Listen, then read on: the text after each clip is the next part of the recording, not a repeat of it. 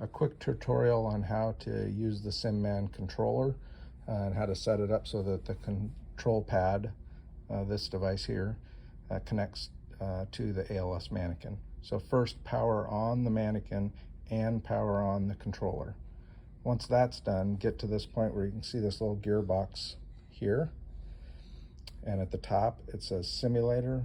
Click on that, and then you'll see two options. Standardized patient is where you don't really have a patient, you don't have a SimMan to hook up to.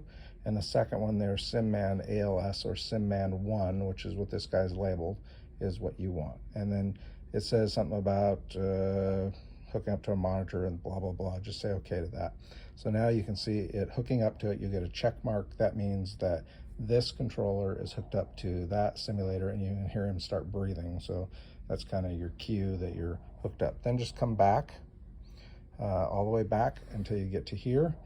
And you can see up at the top, it tells you what the battery life of the mannequin is and what the battery life of the controller is. And then generally I just go into manual mode here. And I click healthy at the bottom. And I say okay. And that gets me to here. I can start it. And then I can just go up and adjust the rhythms as I want, the heart rate, and blah, blah, blah. So on this particular mannequin, a couple of tips. One is don't use this port. It just leaks all over the place. There's already, I put another port on the other arm, just so they can plug into that IV if you want. I'd recommend, just so we don't go through a ton of preloads while you're remote, just have them simulate that they're going to give the medication, pull it out, don't open it, put it next to the patient, whatever, something like that. Then as far as, we're using these training pads, and we're using this shock link. So this shock link is in the AED, and it will hook up to the AED, and then it will hook up to the life pack just like in real life. And then want to make sure that if you're having problems with getting a rhythm, you'll notice in the upper chest here, there's this little dimple dot. It's not the same as one of those for ultrasound. That pad has to be somewhere touching that dot.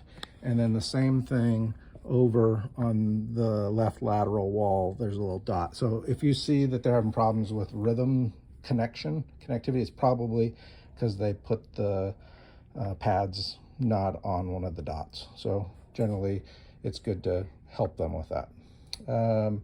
The other thing is using this shock link that's in their AED that's going to transfer right over to the life pack. You don't have to use this device. In fact, it won't allow you to use this device if you're connected using this device. So this device here, along with that shock link, along with that mannequin, will do your trick. And then if you have any problems with the shock link itself, I generally will just undo the battery, reset it, basically undo the battery, do the battery, and it resets. And then there's an extra set of Energizer batteries in here that you can replace that with if you need to. And then the last thing I would say is, especially remote and with multiple people being the instructors for this, I'm going to use the backup medic unit that's at Station 17. That way you'll have a self-loader stretcher, make it easier to move the mannequin around, and then you can just bring the backup medic unit back up here. And then we're also going to acquire the Lucas off of MSO 118.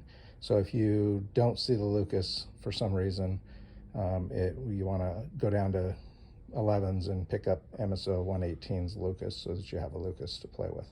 Everything else will be in the medic unit and ready to go for you. All right, have fun. Take care. Bye-bye.